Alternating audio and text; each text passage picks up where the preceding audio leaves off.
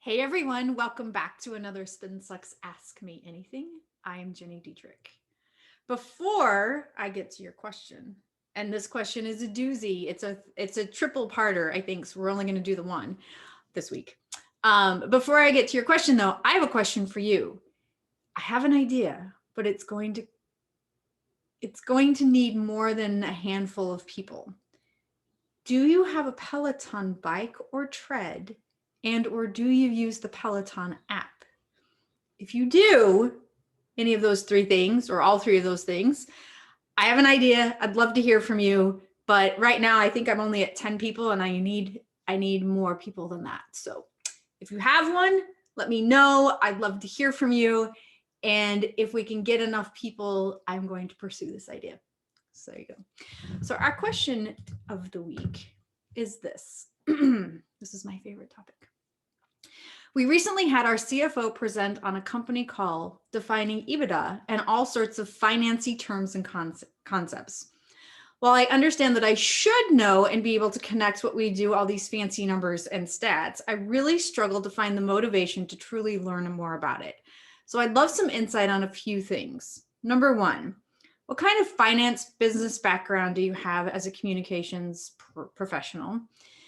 If you feel pretty confident in your business understanding, when and how did you develop your business acumen, courses, degrees, self-study?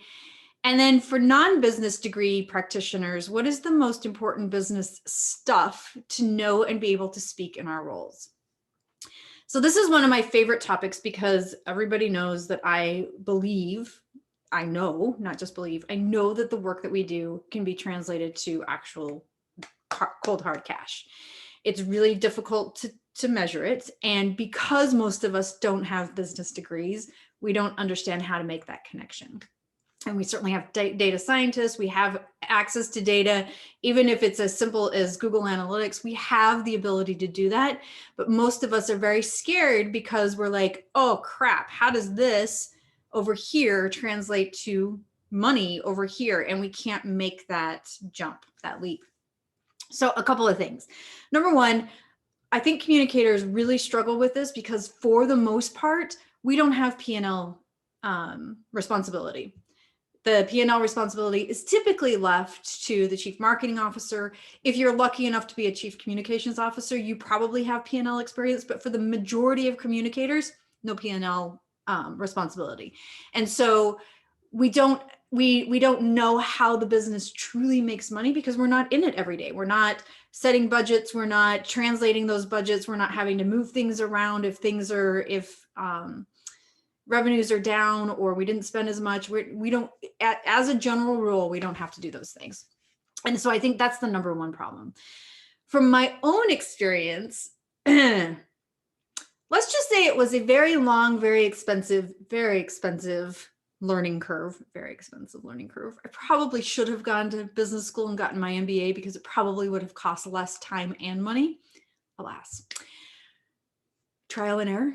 And I will tell you that we were in business for 5 years before I was like, wait a second, how can we translate this stuff? Because as a business owner, I also want to know that all of the efforts that we're doing, blogging, media relations, contributed content, social media, social advertising, I want to know that all that stuff is translating to leads that actually generate income, right? So a lot of it was trial and error, and I had to kind of figure it out just on the job. And the second thing I did is I was asked to join the board of an accounting firm.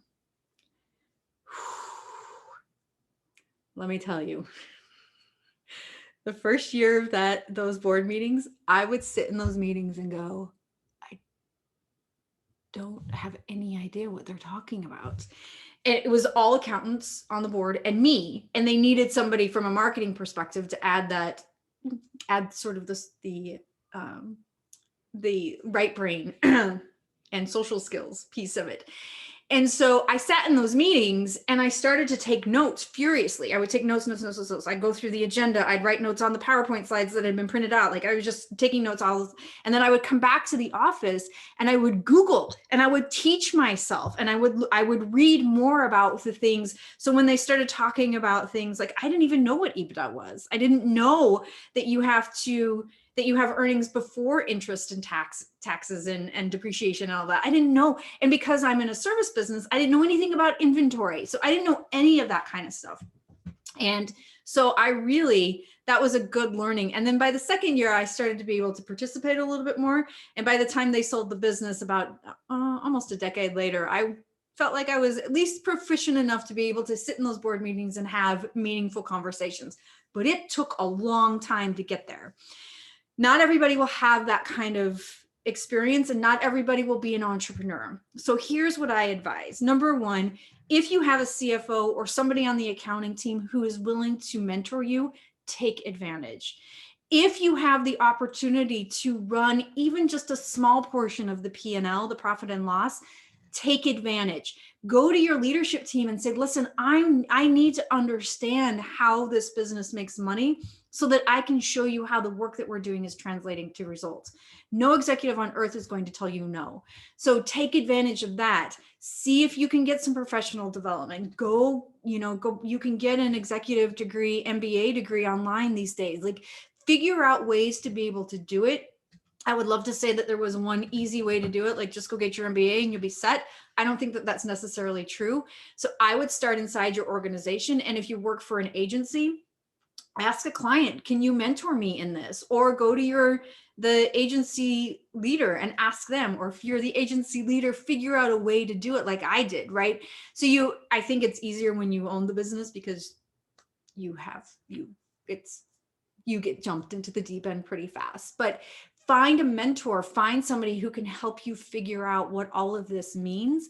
So when the CFO is talking about up there talking about EBITDA and all of these things that don't make any sense to you, you'll start to understand. And once you start to understand that, you'll start to understand, oh, okay, I see this data over here is going to translate to results over here. And now you've moved your career that much further ahead, and your boss and boss's boss and boss's boss's boss is going to freaking love you. So there you go. That's my long lecture on how to translate results. Eventually, it does take a long time. But I think that it's well worth the investment of time and of learning and of professional development. There you go. If you have a question for us, you can either leave it in the comments below. You can go to spinsucks.com and leave it in the comments over there, or you can join the most amazing, interactive, engaged community for communicators on the internet at spinsucks.com/spin-sucks-community. That's spinsucks.com/spin-sucks-community. I'll see you next week.